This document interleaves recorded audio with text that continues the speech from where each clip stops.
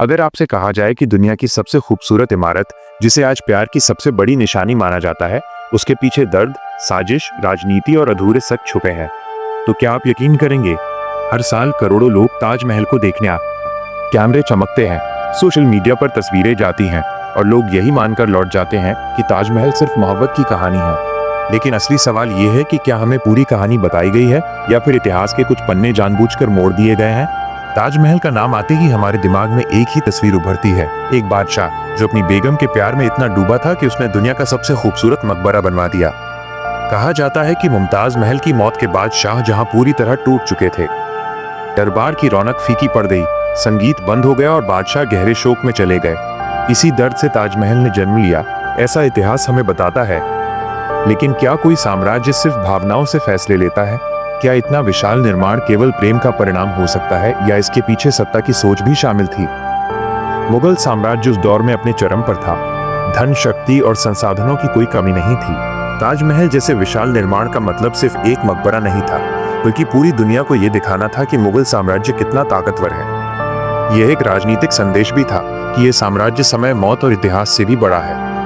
अक्सर हम ताजमहल को रोमांटिक नजरिए से देखते हैं, लेकिन सत्ता के नजरिए से देखने पर इसकी कहानी और गहरी हो जाती है।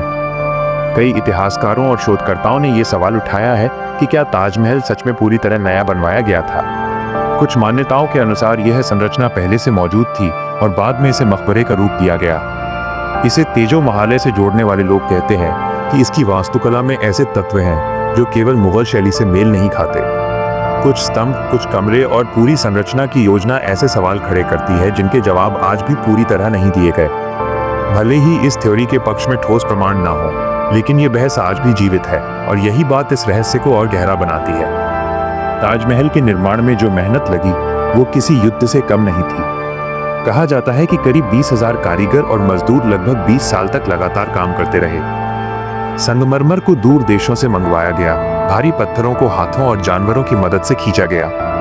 उस समय न आधुनिक मशीनें थीं, न तकनीक, फिर भी इतनी सटीक नक्काशी की गई कि आज के इंजीनियर भी इसे देखकर हैरान रह जाते हैं। ये केवल कला नहीं थी, यह इंसानी सहन शक्ति की परीक्षा भी थी। ताजमहल से जुड़ी एक बेहद चर्चित कहानी ये भी है कि निर्माण पूरा होने के बाद कारीगरों के हाथ कटवा दिए गए थे ताकि वे फिर कभी ऐसा चमत्कार न बना सकें। इतिहासकार इस कहानी को अफवाह मानते हैं, लेकिन यह कहानी इतनी मशहूर क्यों हुई? शायद इसलिए क्योंकि लोग मानते हैं कि इतनी अनोखी इमारत बिना किसी बड़े बलिदान के नहीं बन सकती। सच चाहे जो भी हो, लेकिन ये तय है कि ताजमहल की कीमत सिर्फ सोने चांदी में नहीं, बल्कि इंसानी मेहनत और जीवन में भी चुकाई गई। ताजमहल का रंग बदलना भी लोगों को हैरान करता है। सुबह की पहली किरणों में ये हल्का गुलाबी नजर आता है, दोपहर में दूध जैसा सफेद और रात में चांदनी के साथ रहस्यमयी सुनहरा।